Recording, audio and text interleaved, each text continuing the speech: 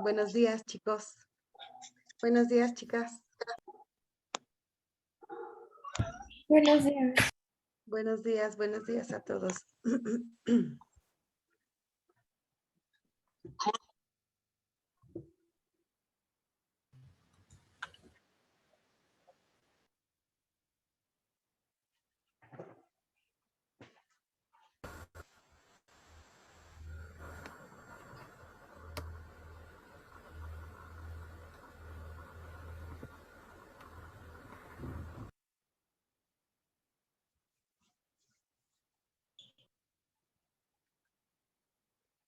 Gracias. Váyanse anotando, chicos, en el chat, por favor. Gracias, todos lo que ya lo hicieron. Gracias. Muy bien. Gracias.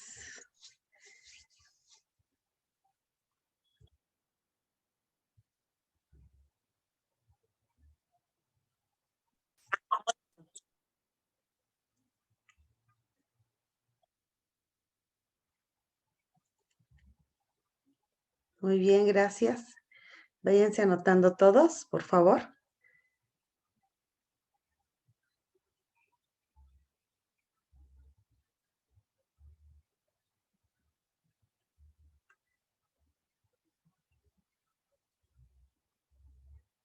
Muy bien. Elías, ¿quién se va a conectar? ¿Quién va a compartir, perdón, pantalla?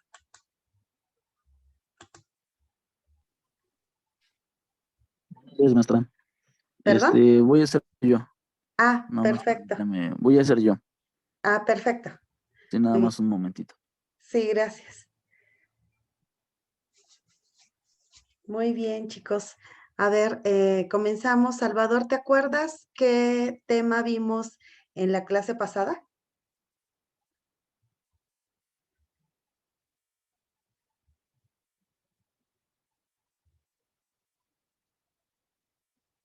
Salvador.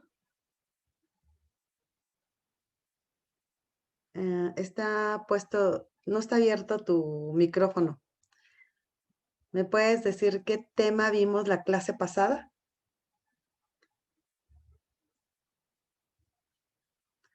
¿Le puedes ayudar, Jessie? Sí, maestra, vimos el tema de... checamos a los autores Ajá, muy y bien. vimos el término educativo y lo que es orientación, asesoramiento y intervención en la mejora del acto y educativo. Muy bien. Y Muchas el rol gracias. del psicólogo, maestra, perdón, es que no, no me da mi audio, Tu perdón. audio, sí, no te preocupes. Muy bien. Sí, el rol del psicólogo, ¿no? También. También, también vimos. Gracias, Jessie y Salvador. Muy bien. Entonces, el día de hoy también vamos a ver el siguiente tema, que vamos a ver algunas herramientas que todavía no tan profundamente, pero sí las vamos a ver acerca de las herramientas que utiliza precisamente el psicopedagogo en este ámbito. Tú me dices, Elías, cuando puedas compartir. Sí, es que está cargando. Ajá.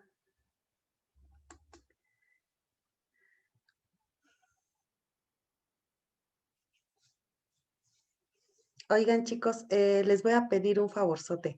Espero que no pase nada, pero es que tengo una mascota. Tengo una mascota y entonces, en la madrugada empezó a convulsionarse. Entonces ya le di medicamento, pero tengo que auxiliarlo para que no se muerda la lengua y los labiecitos, todo eso, porque sangra muy feo. Entonces, si tengo que, apagar un poquito el micrófono, es nada más porque voy a auxiliarlo, pero seguimos la clase normal. ¿Sí, chicos? Está muy bien, profe, no se preocupe. Sí, Gracias. maestra. No se preocupe. Muchas gracias. Muy bien, ¿ya se está cargando, Elías?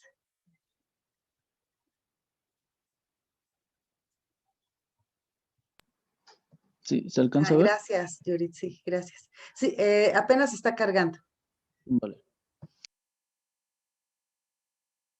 Ya se ve nada más. Muy bien. Sí, ya se ve el aula. Sí, ya se ve. Sí, sí, ya se ve muy bien. ¿Quién va a presentar, chicos? Y ahora sí comenzamos.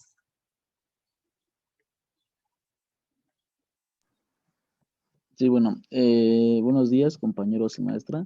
Nosotros somos el equipo 5, me parece, y vamos a exponerles el tema de procedimientos, técnicas, instrumentos, ámbitos de actuación y ay, es que todavía como que tarda mucho. Y corrientes contemporáneas pedagógicas. Pedagógicas. Ujú. Sí, gracias. ¿Quiénes integran el equipo? Es Avilés Pérez de Armando, Figueroa Torres Brenda Alejandra, Izquierdo Delgado Francisco Javier, Tamayo Chávez Gloria Angélica y yo Martínez Hernández Elías, su servidor. Muy bien, gracias.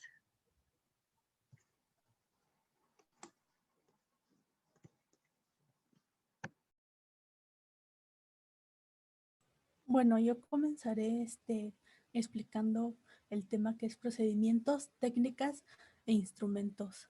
La psicopedagogía como área aplicada de la psicología utiliza los métodos generales de la misma. El procedimiento general de intervención engloba los siguientes pasos, que en este caso vendría siendo la evaluación inicial y diagnóstico, intervención, seguimiento y evaluación final, y finalmente la valoración con toma de decisiones que se deriva de la misma. Bueno, todos estos procedimientos nos van a servir a nosotros como psicólogos, ahora sí que para hacer antes una evaluación y un requerimiento de lo que se debe hacer para tener antes como, bueno, para hacer las técnicas adecuadas que se puedan, como por así decirlo, adaptar más a lo que es pues el ambiente de las aulas y todo eso. Y también en la valoración de las técnicas, es decir, cuáles van a funcionar unas más que otras. Y bueno, también nos dice que las tareas propias de la psicología educativa se dividen en dos grandes bloques. ¿Lo puedes cambiar, por favor?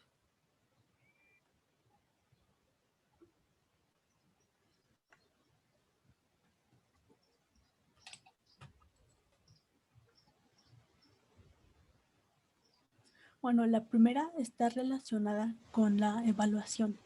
La evaluación se efectúa sobre distintas áreas en función de la demanda, la problemática y las necesidades. Bueno, aquí en esta parte pues vamos a encontrar principalmente, como ha dicho, a evaluar todas las necesidades que, bueno, que muchas veces los alumnos puedan tener para facilitar la educación. Es decir, se les van a aplicar antes cierto tipo de evaluaciones para que puedan determinar qué tipo de técnicas funcionan más en los contextos, porque es bien sabido y sabemos que en todos los contextos socioculturales va a funcionar de diferente manera, mientras aquí puede funcionar en otro contexto, puede servir, no puede no servir el mismo y puede que otros sean más adecuados. Es por eso que antes de aplicar técnicas se debe tener en cuenta una entrevista psicológica, la observación en sus diferentes modalidades, puede ser no estructurada, sistemática o autoobservación, los autoinformes y los test psicológicos. Muy bien, vamos bien. Y el segundo punto, ¿le puedes cambiar, por favor?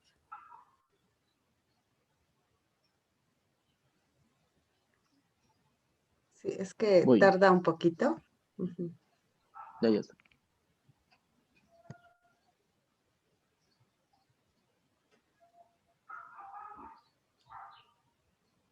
Y el segundo punto, que sería las que se refieren a la intervención. La intervención se efectúa principalmente en los diferentes ámbitos sobre las diferentes variables psicológicas que intervienen en un acto educativo. Es decir, aquí ya, una vez que ya se han hecho las las entrevistas y los test previos para, pues ahora sí que para ver cuál de las técnicas funciona mejor, se va a hacer una intervención para aplicar estas técnicas a la educación. Es decir, antes no se puede hacer una intervención sin antes haber tenido en cuenta los puntos anteriores, ya que cada uno va a contribuir a sí mismo para que se pueda llegar a hacer una intervención. Es decir, que las técnicas estén bien apropiadas, que estén bien adecuadas y sobre todo que también, aplicando las técnicas, también se valore qué tanto funciona y qué tanto no, porque a partir de eso se puede mejorar o se pueden implementar diferentes técnicas en caso de que no esté funcionando como resulta.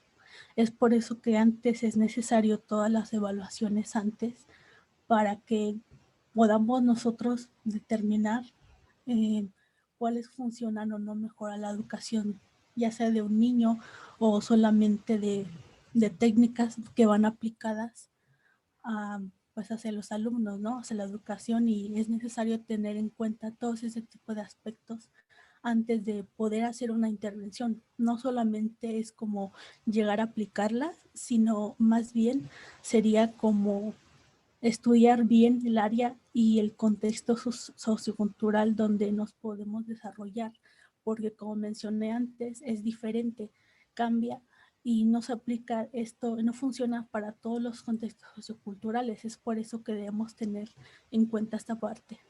Y Muy pues bien, eso sería todo de mi parte. muy bien, muy bien. Muchas gracias. Ya volví. Bueno, yo Sí. les voy a exponer un poco sobre ámbitos de actuación de parte del psicopedagogo.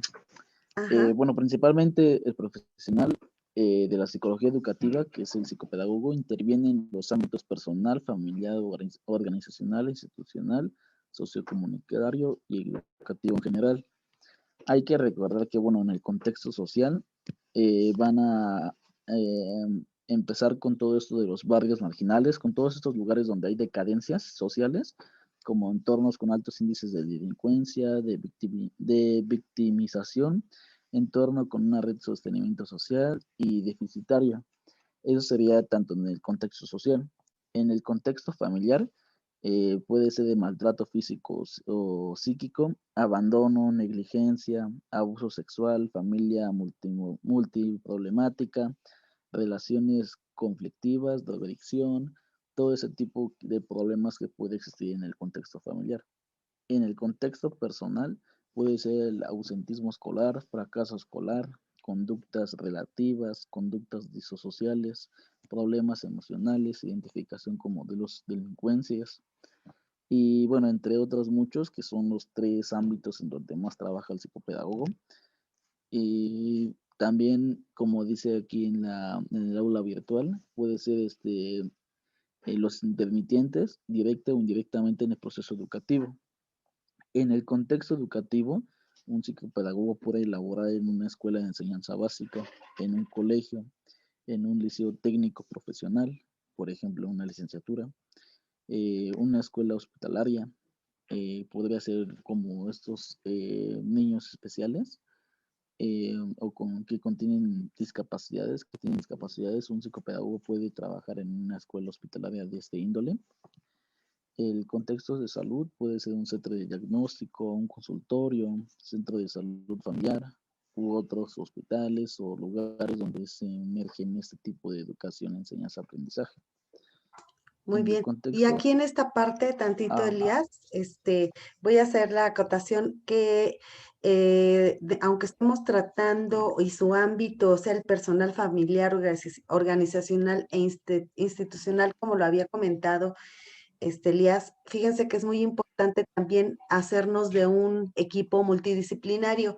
Y este equipo multidisciplinario es obligatorio que nosotros echemos mano de instancias gubernamentales o privadas para poder trabajar conjuntamente con ellos, ya que recuerden que nosotros tenemos un campo de acción específico y siendo un departamento psicopedagógico, es importante hacer este equipo desde un médico general, cuando podemos canalizarlo, no precisamente es tenerlo allí, sino el poder canalizarlo a diferentes áreas dependiendo de donde dependiendo del problema o de la situación que se esté presentando. ¿Sí? Muchas gracias, Elías. Sí, sí, sí, exacto, como dice la maestra, un problema organizacional, pues se tiene que acudir con el psicólogo organizacional. En la escuela podría ser el educativo, el social, podría ser este tipo de problemas dentro de la sociedad, como vuelvo a repetir, como la delincuencia y todo este tipo de detalles que intervienen en una sociedad productiva. Es el rol del psicopedagogo. Aquí, bueno, me surgió una pregunta, maestra. Se supone que Sí, la claro. psicopedagogía es el psicólogo educativo, pero entonces sí se le puede llamar así al psicólogo que tiene una especialización o una maestría en la educación. Sí, exactamente. El psicólogo educativo es el que se inclina y se especializa en el ámbito, precisamente como lo dice la palabra, educativo. Fíjense que ustedes tienen, como ya les había mencionado anteriormente, una gama muy grande de especializaciones. Es como el médico general y se especializan en varias situaciones, ¿no? Por ejemplo, en neurología, en cardiólogos, etcétera, etcétera. Igualmente pasa con el psicólogo. Entonces, el psicólogo, cuando tiene ciertas inclinaciones, dependiendo de ese campo, es cuando nosotros tenemos que echar mano de esa especialización. Por eso es tan específica su tarea y sin embargo el psicólogo realmente el psicólogo educativo, gran especialización no la tiene porque durante el camino que ustedes llevan de toda su carrera, llevan muchísimos aspectos que funcionan perfectamente bien en el ámbito educativo. Entonces, sin embargo, por lo regular, cuando se le llama al personal especializado, ustedes, en este caso, cuando están dentro de una institución, aunque tengan la psicología general y que no tengan la especialización, de todas maneras se les toma como psicólogo educativo cuando están incursionando en ella. Pero sí hay maestrías ciencias de la educación, muchísimas acerca del ámbito educativo, pero o sea, sí pueden funcionar de todas maneras dentro de una institución educativa. Lo que pasa que cuando tenemos nosotros en el campo de acción dentro de un plantel, si tenemos que canalizar a ciertas ya especializaciones que no están dentro de nuestras manos, como ya un psiquiatra o un paidopsiquiatra o que, por ejemplo, que su problema realmente sea de audición, sea visual, es cuando empezamos nosotros a canalizarlo. Pero sin embargo, la función del psicólogo en general embona muy bien en las instituciones educativas. Ajá. Pero sí, yo les sugiero que sí tenemos que hacer una Sí, especialización tenía la... si nos vamos a dedicar Perdón. a ella. Sí. Sí, sí. Bueno, es que como yo tenía entendido, un psicólogo educativo se le llama así, ¿no? Psicólogo educativo. Pero bueno, ya investigando en otras fuentes, ya hasta dice psicopedagogo. Por eso tenía esta Ajá. duda, porque bueno, la psicopedagogía se me hace como otra rama muy diferente. Pero ya viendo bien todo esto, sí tiene mucho que ver. Sí, exactamente, totalmente. Les digo que hasta es la materia prima que necesitamos siempre en los planteles y que desafortunadamente luego no los hay, no los hay, entonces se disminuyen más las oportunidades para poder canalizar o tratar algunas situaciones que un psicólogo las puede tratar mucho mejor y que su campo de acción es más eficiente, se puede decir, para tratar situaciones en el ámbito educativo. ¿Sí? Ok, muchas gracias, maestra. Sí, nada más Al tenía esa contrario. dudita. Está bien, muy bien. Seguimos.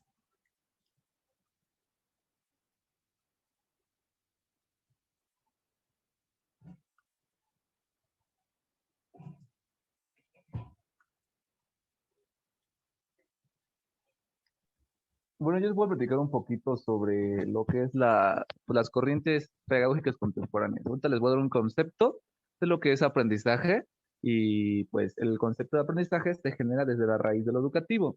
Lo obvio, pues no necesita ser reiterado. No puede haber educación sin aprendizaje.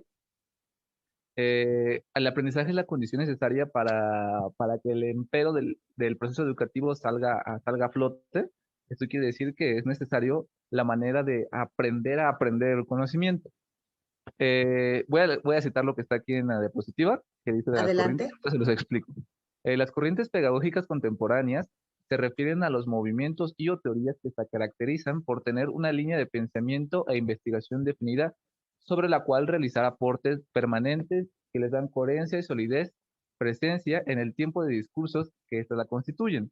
Estas corrientes escriben y explican, conducen y permiten la comprensión de lo pedagógico ante las exigencias del contexto y pues estas pasan a ser referentes que modifican contextos sociales y pedagógicos de las escuelas y de las líneas de discurso que se practica pues en diferentes, que define las diversas pedagogías.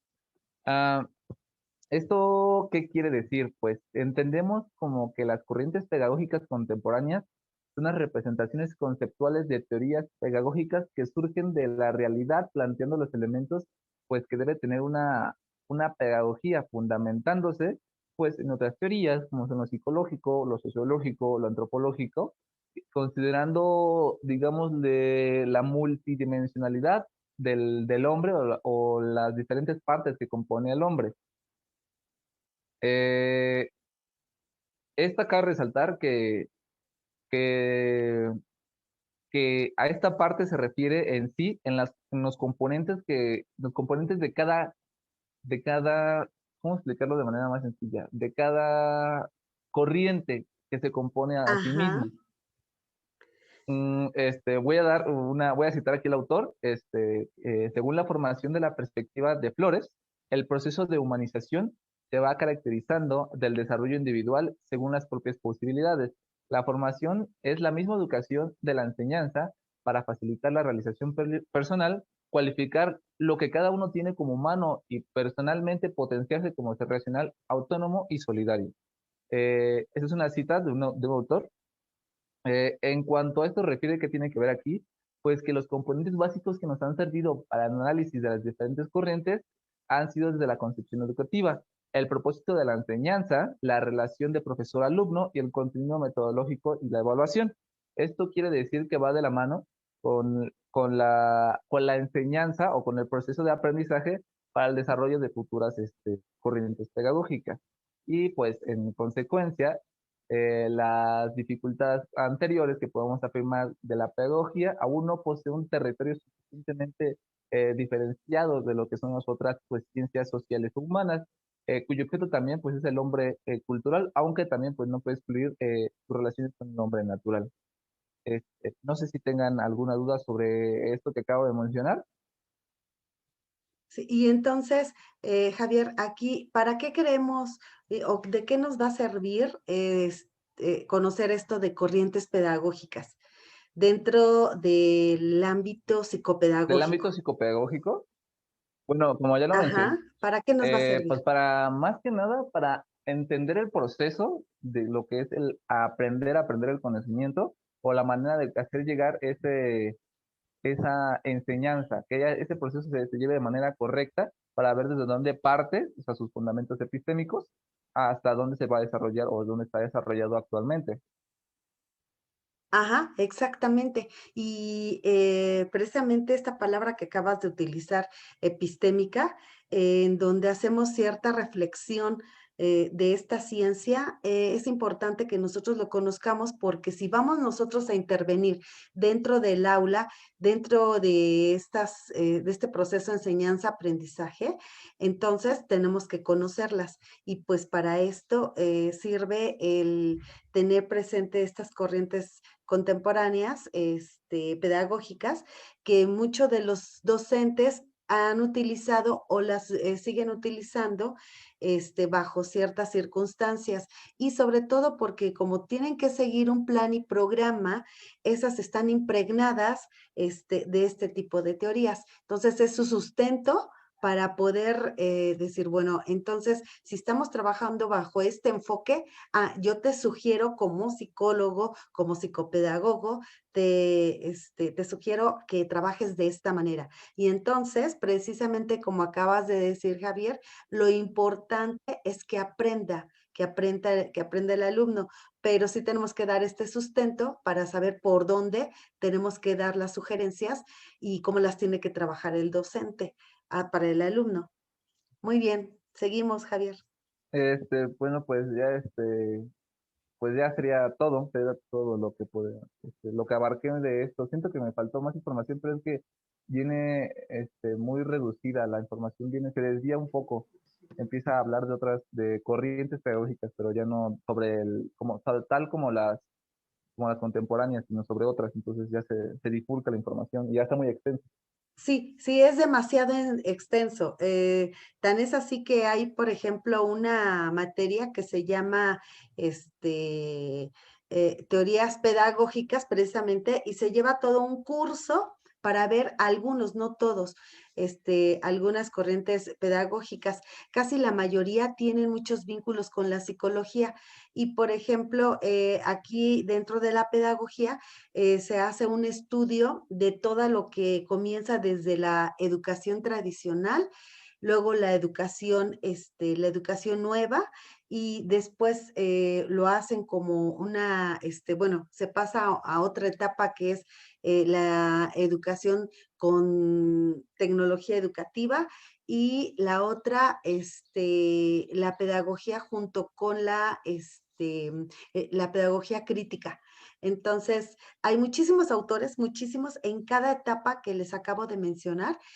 Tan es así que, por ejemplo, en escuela tradicional, uno de sus grandes representantes es Comenio, que él comienza con esto del libro ilustrado y muchas más técnicas y teorías que se trabajan en este ámbito del proceso de enseñanza-aprendizaje. Igualmente, en esta parte de la educación nueva, en donde está Montessori, muchos de los que vimos anteriormente, Freire, Patrick, muchísimas. Y después viene, sobre todo en la pedagogía crítica, vienen los que hemos mencionado mucho, como Piaget, como Vygotsky, como Ausubel, etcétera. Entonces, todos ellos dan argumento o sustento a cómo el proceso de enseñanza-aprendizaje se tiene que llevar a cabo. Por eso es tan importante conocerlo. Sin embargo, ahorita esa en sí no es nuestra materia que tenemos que profundizar, pero sí tenemos que conocer que existen todos estos sustentos teóricos que dan el por qué se lleva a cabo este proceso de enseñanza-aprendizaje de determinada manera, y que el docente lo tiene que conocer. ¿Sí? Muy bien, Javier. Sí, pues, ¿Seguimos? bueno, ya nada más para complementar un poquito con ¿Así, la Elias? información de Javier. Ya ahora sí que investigando en diferentes fuentes encontramos 4 corrientes pedagógicas, que puede ser el cognitivismo, el conductismo, constructivismo y conectivismo. Les voy a ir explicando una por una, así brevemente. El cognitivismo es el que transmite los conocimientos el profesor y el alumno memoriza y aprende. Es un ejemplo. El ¿Mediante qué? Perdón, el Ajá. conectivismo es mediante las tecnologías. Ajá. Está totalmente apegado al dice conectivismo. argumento, dice argumento y autoridad en el cognitivismo. Muy bien. En el conductivismo, el profesor persuade e inculca actitudes y el alumno responde como se espera. Y es más que nada la publicidad y la propaganda, según el conductivismo. Ajá. El constructivismo, ajá. Sí, adelante, maestra.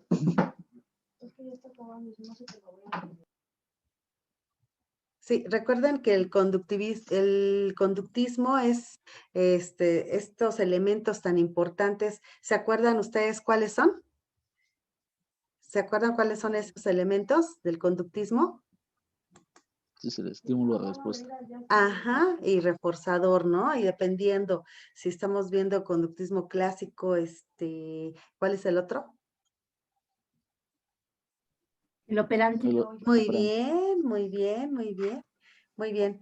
Entonces, los siguientes que acabas de mencionar, el cognoscitivismo, aquí entran precisamente estas personitas, Piaget, Vygotsky, Ausubel, en donde el aprendizaje debe de ser más significativo, debe de trascender y debe de ser autogestivo este aprendizaje. Sí, Elias. Sí, más epigenético, ¿no? Que Ujú, van dependiendo conforme la edad. ujú. Muy bien. Ujú. El constructivismo, que un ejemplo que nos da también, que es donde el profesor acompaña y anima. El alumno construye su conocimiento por la acción. Ajá, muy bien. Ajá, construye su conocimiento, por eso se le conoce como constructivismo. Sí, y eso se enseña. El saber construir este conocimiento, se enseña. Ajá, no es algo simultáneo, sino se enseña y se induce para que lo puedan construir bajo muchísimas estrategias, bajo varias técnicas, etcétera. Muy bien, Elías. Gracias por complementarnos. ¿Seguimos? Sí. Creo que ya sería todo, maestra. Ya nada Muy más tenemos 2 videos pendientes, son 2 cortometrajes rápidos, creo que de 3 minutos cada uno, y también la encuesta. Ajá, les pido un favor, entonces nos podemos conectar de nuevo, chicos, para poner el video y no cortarlo. Sí, claro. ¿Sí? Gracias.